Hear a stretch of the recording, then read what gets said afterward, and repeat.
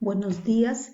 Vamos a hablar de uno de los temas que ya es conocido por nosotros porque lo ponemos mucho en práctica, que es acerca de la asexia. Bueno, asexia ya por conocimiento, es falta, carencia. Vendría a ser la ausencia de todo tipo de microorganismos que pueden producir enfermedades. Y para ello tenemos dos tipos de asexia: la asexia médica y la asexia quirúrgica. Hablar de asexia médica, ¿qué vendría a ser? Viene a ser la ausencia de los microorganismos, pero estos microorganismos, de ciertos tipos de microorganismos. Para ello entonces se aplican la descontaminación, la limpieza y la desinfección cuando hablamos de asexia médica. En cambio, nosotros ahorita vamos a hablar lo que es la asexia quirúrgica. Hablar de asexia quirúrgica ya viene a ser la destrucción total de microorganismos, incluyendo las esporas. Para eso existen principios, tanto de la asexia quirúrgica como de la asexia médica. Entonces nosotros vamos a ver acá las diferenciaciones. En la asepsia médica se realiza el lavado de manos según la técnica de la OMS. También hablar de asepsia médica, como se dijo, es hablar de limpieza de áreas, equipos y ropa. También se debe tener presente que lo sucio, lo limpio y lo estéril. También hablar de asepsia médica es desde los términos de desinfectar, la cual acá se debe desinfectar la piel antes de realizar cualquier procedimiento, y también al destapar un frasco siempre poner la tapa boca hacia arriba.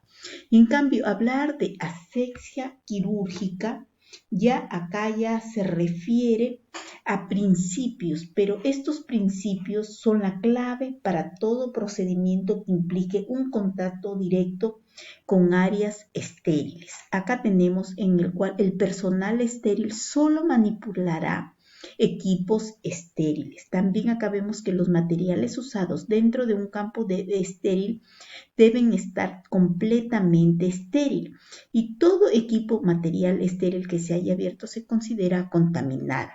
También otro principio tenemos que las personas no estériles no deben pasar sobre superficies estériles. Como vemos acá tenemos algunos principios de asepsia, y dentro de esta asepsia quirúrgica donde mayormente se aplica en un centro quirúrgico durante un procedimiento que acá denota esterilización libre de microorganismos. Acá vayamos, como habíamos dicho, hablar de asepsia quirúrgica es hablar de esterilización, el cual es una técnica estéril que se refiere a las medidas destinadas a mantener una zona o unos objetos de toda forma de vida microbiana. Entonces acá dentro de los principios, como habíamos mencionado, que un campo estéril solo contiene objetos estériles. Acá, como vemos, este principio se debe aplicar siempre, ya que si no lo cumplimos corre el riesgo de producir una infección en el huésped susceptible de una infección intrahospitalaria. Como vemos acá vamos a ver que estéril más limpio se considera contaminado. Estéril más contaminado ya pasaría a ser contaminado. También vamos a ver, estéril más incierto es contaminado. ¿A qué se refiere? Que si nosotros tenemos duda si esa instrumental no está estéril, no usarlo. ¿Por qué? Porque corre el riesgo de que esté contaminado. Entonces acá otro principio vemos: un objeto estéril deja de serlo si entra en contacto con un objeto no estéril. Acá se refiere que si a lo mejor un envoltorio ha tenido un pinchazo o también un rasguño o humedad, ya se considera ya contaminado, o sea, deja de ser automáticamente estéril. También vamos a ver, acá dice, los objetos estériles fuera de la vista o por debajo de la cintura no son estériles. Esto se refiere, este principio, que cuando estamos nosotros con la indumentaria estéril, por decir, vamos a participar en un acto quirúrgico, acá de la cintura para abajo se considera no estéril. Por eso mayormente la enfermera está con los vasos y hacia arriba hasta que empiece la intervención quirúrgica y tenga contacto solo con estéril. Por eso se dice un objeto campo estéril fuera del campo de la visión o un objeto colocado debajo de la cintura de una persona está contaminada. Por eso no se debe bajar más de la cintura para abajo ningún objeto. También acá vemos que dice que la exposición prolongada anula la condición de esterilización de un objeto. ¿Qué quiere decir este principio? Que muchas veces un objeto que tiene estéril, que ha estado estéril por un determinado tiempo, a lo mejor tiene 6, 8 meses, ya no se considera estéril. Por eso esto debe tener un tiempo límite. Por eso cuando se abre el campo estéril, minimizar el número de personas que estén cerca, evitar reír, estornudar sobre el campo estéril o cuando se coge o utiliza un instrumental. También se debe evitar corrientes de aire. Bueno, vayamos a otro principio que dice, cuando una superficie estéril entra en contacto con una superficie húmeda, el objeto campo estéril se considera contaminado. También tenemos que los líquidos fluyen en dirección a la gravedad. Entonces, como vemos nosotros, estos son los principios de asexia quirúrgica. Acá vayamos a la siguiente diapositiva que vemos que para realizar este procedimiento de esterilización, acá debe ponerse el atuendo adecuado, que viene a ser el gorro, mascarilla, el protector facial, y también otro procedimiento es la apertura de paquetes estériles, el vertido de soluciones estériles, la apertura de un producto estéril sobre una superficie plana y la preparación de un campo estéril. Acá veamos la indumentaria que ahora es el EPP, ¿no?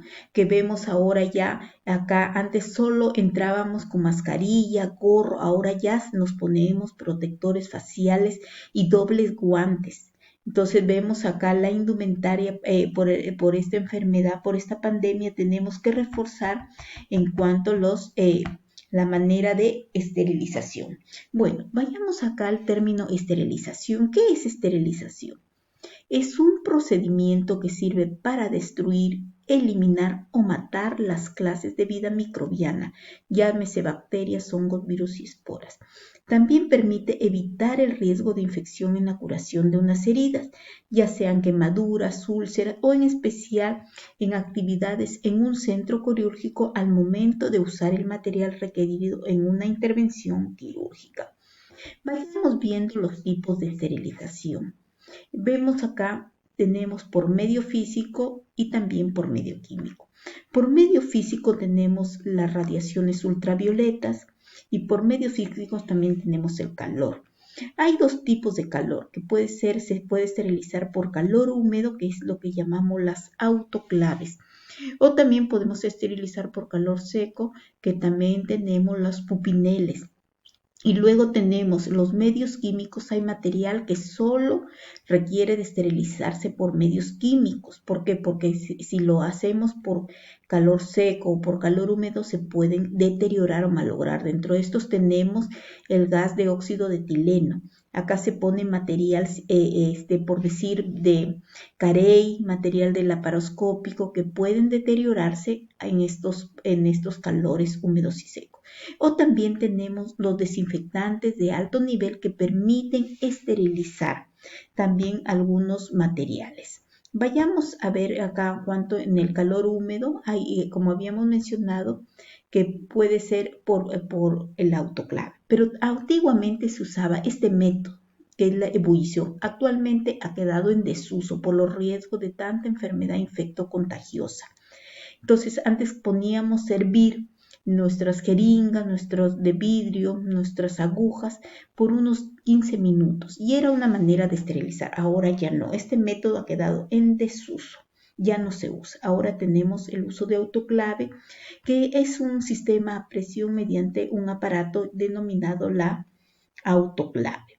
Vayamos viendo en cuanto al calor seco. En el calor seco, el mismo nombre lo dice, se usan los pupineles, que hay diversos tamaños. Y en el medio químico se emplean las pastillas de formol, que bueno, ya has quedado también en desuso. Ahora se usa el gas óxido de etileno. Este gas se emplea para esterilizar instrumentos que pueden dañarse, como habíamos mencionado, con la humedad o también pueden con el calor.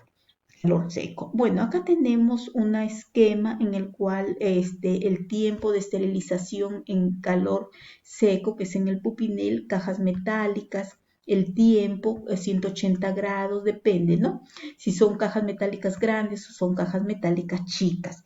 Luego tenemos acá modelos de pupineles. También tenemos en el calor seco, hay ciertas recomendaciones, que las cajas deben estar bien tapadas y llevar el control de esterilización en su interior y llevar un registro en el que se anota el número de caja, la hora y el inicio y la esterilización. También se debe colocar el instrumental fino en la parte superior porque hay menor temperatura y el material se deteriora a temperaturas altas. También otra recomendación, que jamás abrir la puerta de la estufa cuando éste es empezado a esterilizarse para colocar a otro material. ¿Por qué? Porque puede alterar la esterilización correctamente.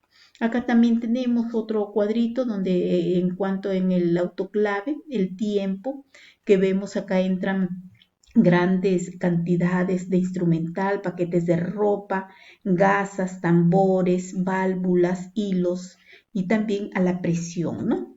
Bueno, acá vemos un esquema de imágenes de un autoclave. Miren acá cómo observamos que acá va a esterilizarse grandes cantidades, ya sea de instrumental o ropa. Acá tenemos tamaños también de autoclaves que estamos visualizando.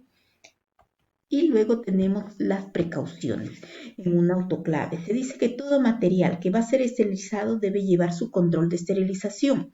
Los paquetes deben ser muy compactos para favorecer la entrada del vapor y los tambores deben esterilizarse con las rejillas abiertas y los que no tienen deben estar colocados abiertos. También terminado el ciclo de esterilización, en algunas autoclaves se deja la puerta entreabierta para que, por lo mismo que es calor húmedo, el material va a estar húmedo. Entonces, para la salida del vapor restante y conseguir los materiales completamente secos.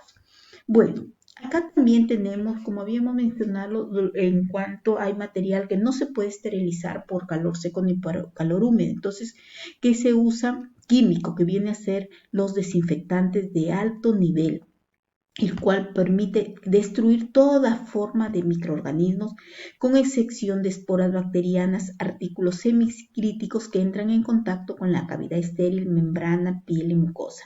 También tenemos desinfectantes de nivel intermedio. Es el proceso que inactiva la mayoría de bacterias, hongos, virus, pero no elimina los virus no lípidos. Pero vuelvo como a hacer la aclaración. En el caso acá, para esterilizar material, ejemplo sintético, usamos los desinfectantes de alto nivel. Estos de desinfección de nivel medio, de nivel bajo, estos no se usan para realizar la desinfección de materiales sintéticos.